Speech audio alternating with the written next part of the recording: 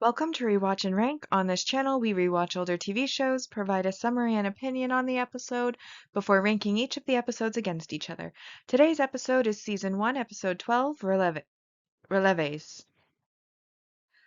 Episode in a nutshell is just a brief reminder of what happens within this episode. So with this episode, it's basically an episode in a nutshell where everybody discovers everybody else's secrets secretly from everybody else.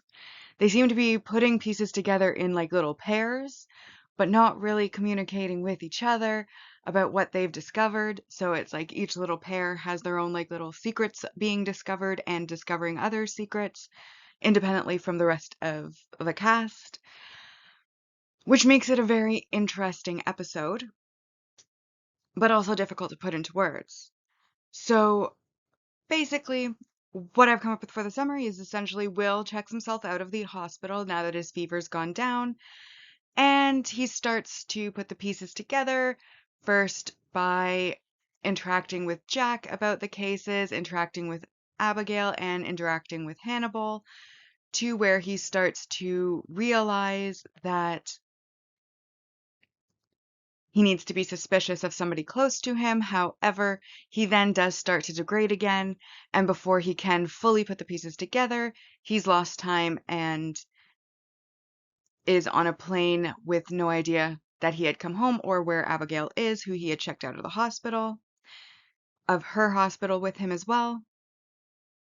Hannibal starts to cover up his tracks and also frame Will for his tracks. Like basically, he's covering up his tracks and then giving his tracks to Will to frame him for what he's done. And he's set this up a long time ago in the series. I mean, there was that episode where he was house sitting, where he went in and messed with Will's lures that he was creating. So we know this has been a long time coming. We see that he has been recording the sessions he's had with Will, and he plays a recording from one of their first sessions where Hannibal asks about Marissa's body, and Will indicated that he felt guilty because he felt like he had killed her. So he's sending Jack after Will essentially. Hannibal also arrives in Minnesota to find that Will has discovered Abigail's secrets, and she then also discovers that he is the serial killer. And when she asks about Will, he says that everyone's going to believe Will did it, not that Will did anything. So they're going to believe that Will killed Marissa. They're going to believe Will, kidnapped her, so on and so forth. So his frame up job is coming along really nicely. And then, of course, Will checks Abigail out of the hospital that she's been in, or the mental health facility that she's been in, takes her back to the cabin in Minnesota. That's where he discovers that she was the Lord that was baiting, and he had not known that previously, though Jax always suspected it, and Hannibal did know. And when he finds out that Hannibal knew, he then, talks about how the person who did it would have to have had knowledge of the case, would have to have known about the cabin, so on and so forth, and obviously implying who's the most likely suspect there, Hannibal. And Will basically grabs his head and then wakes up on the plane back in Quantico or wherever, DC, whatever that location is, Baltimore, Wolf Trap, back home essentially. And then, of course, Hannibal finds Abigail at her house, and she's, having a bit of a panic because of Will's behavior, and she didn't feel safe with him, which is why she left the cabin, went back to her house. Hannibal's found her there. And then as they have their conversation, she starts to realize that Will had said that the person who called the house would be the serial killer, would be the copycat. And she, of course, recognized that Hannibal was the one who called the house. She realizes he is most likely going to be that serial killer. She asks him how many people he's killed. He says a lot more than she or Will or anybody's aware of. She asks if he's going to kill her. And he apologizes for not being able to protect her in this life, and that is our final scene of the episode. There are a few subplots throughout this as well. Jack also is getting closer, though he's on the wrong trail. He's heading now towards Will, thanks to Hannibal's guidance. But he was on the track to find the serial killer, to find out about Abigail. He did a deeper investigation to track Garrett Jacob Hobbs, finding out, that everywhere he went near the girls, there was 2 tickets, meaning, of course, that he was traveling with Abigail. So his theory she was helping her father was true. She finds out, he goes to Bedelia to get more information on Hannibal and, more importantly, on Hannibal and Will. And Bedelia only gives what she can without breaking confidentiality, as he doesn't have a warrant for that. He even goes to Freddie Lowndes, and Freddie Lowndes basically has also become suspicious of Abigail because of this particular brand of hostility a killer exudes. And she mentions how very smart girls eventually grow up to know all the tricks that very smart girls play. So she started to cotton on to the fact that Abigail maybe isn't all that she seems. And so, like I said, everybody's discovering everybody else's secrets, but they're discovering them in like pairs without communicating to like the group as a whole. And so everybody's kind of off on their own track, and nobody knows no one has the full picture, but everyone's got a piece of it. So after rewatching the episode, I rank each episode against each other on our 2 ranking lists. The first ranking list is a mostly objective list, which uses set values, and then the second list is the personal list, which is purely based on my opinion of the episode. All right, so for our mostly objective rank values, the first value we have is, of course, the multi-episode supporting character development, which is that, unfortunately, Georgia does die by fire caused by a spark from a plastic comb lighting the oxygen in her tank on fire. Obviously, we as the audience know Hannibal left the comb, but as everybody else is still trying to put the pieces together of exactly who the copycat is or what the motivation of that would be, at first it's suspected to be suicide by Jack, but then Will comes and says he's been talking to Georgia, and that Georgia was not suicidal. She was scared about remembering what she had done, even though she already knew what she had done, but she wasn't suicidal over it. So obviously there is that, and they do find the plastic comb in the remains of the unit, which then does indicate that at least somebody had to put it there, and Will suspects it was the copycat, and that the same copycat who had mimicked Garrett Jacob Hobbs' murders also tried to mimic Georgia's with Dr. Sutcliffe to frame him, but then Georgia showed up, and so she was the one who was framed instead. We then get our multi-season supporting character developments, and this has to do with multiple different characters. We have Bedelia, who, when Jack comes to visit her, is reluctant to give information on Hannibal directly, so she instead basically gives information. So then he changes tactics and asks for information about her, and we learn that in fact the patient that attacked her was referred by Hannibal to her, and that the only reason that she is alive today is because the patient swallowed their tongue while they were attacking. We obviously have Abigail, who is found out as the bait for her father due to the 2 tickets that her dad purchased in every location when he was tracking the girls, which Jack figured out.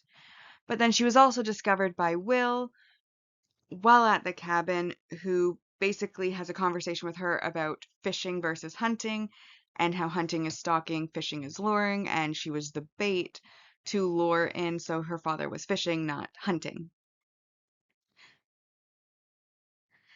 And Obviously, at that, she then expects, because Hannibal told her that Will would support her like he did, for Will to have a better reaction. However, Will, of course, becomes very upset and his fever has started again. So he basically starts to have a bit of an episode. He grabs onto his head.